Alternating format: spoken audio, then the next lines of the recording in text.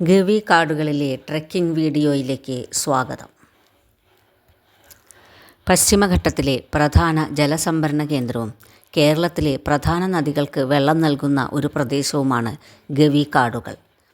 Government guide അരവിന്ദിൻ്റെ കർശന നിർദ്ദേശാനുസരണം ഞങ്ങൾ തീരെ നിശബ്ദരായി കാടുകളിലെ ജീവികൾക്ക് യാതൊരു ശല്യവുമുണ്ടാക്കാതെ മുന്നോട്ടു നീങ്ങി. കടുവ അടക്കം കാണാറുള്ള കാടാണത്രേ ഇത്. അതെ, ഞങ്ങളുടെ ട്രെക്കിംഗ് തുടങ്ങി. വിവിധ തരം ട്രെക്കിങ്ങുകൾ ഇവിടെയുണ്ട്.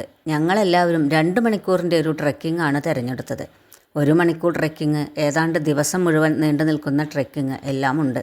നമ്മുടെ ആരോഗ്യത്തിനും താല്പര്യത്തിനും അനുസരിച്ച് ട്രെക്കിംഗ് തിരഞ്ഞെടുക്കാം. നടക്കുന്തോറും കാടുകളുടെ പ്രകൃതത്തിലും വ്യത്യാസങ്ങൾ കണ്ടു. നിറയെ പൂക്കളും കുറ്റിച്ചെടികളും നിറഞ്ഞ കാട്, മരങ്ങൾ ഇടതൂർന്ന് വളരുന്ന എവർഗ്രീൻ ഫോറസ്റ്റ് തുടങ്ങിയവയിലൂടെ നടന്നു നീങ്ങി. എവർഗ്രീൻ ഫോറസ്റ്റിലെ കുളിർമയും ചെറിയ ഇരുട്ടും മറക്കാത്ത ഓർമ്മയാണ്. ഇടയ്ക്കിടെ ഇത്തരം കാടുകൾ വ്യത്യാസപ്പെട്ടു വന്നു.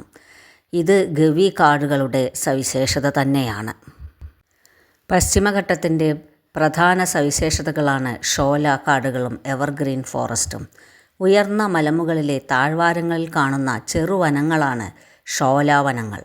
കാലാവസ്ഥാ നിയന്ത്രണം, മണ്ണൊലിപ്പ് തടയൽ, ജലസംരക്ഷണം, നിരവധി സവിശേഷ ജീവികളുടെ ആവാസ വ്യവസ്ഥ തുടങ്ങിയവയ്ക്ക് പേരുകേട്ടതാണ് ഇത്തരം വനങ്ങൾ. കടുവകൾ മാന്തി ചില മരങ്ങളിൽ തിരിച്ചറിയാനുള്ള പാട് ഉണ്ടാക്കിയിരിക്കുന്നതും ഗൈഡ് ഇടയിൽ കാണിച്ചു തന്നു.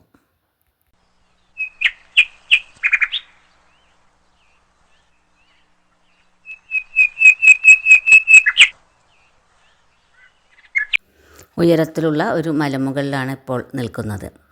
കാട്, മല ഇവയുടെയൊക്കെ ചിത്രം വരച്ച പോലെയുള്ള ഭംഗി ദൂരെ നമുക്ക് കാണാം. ഉയർന്ന ഈ പ്രദേശത്ത് കാറ്റിൻ്റെ ശല്യം കാരണവും വെള്ളം കുത്തിയൊലിച്ചു പോകുന്നതിനാലും വലിയ മരങ്ങൾ ഒന്നും തന്നെ കാണുന്നില്ല. Thank you.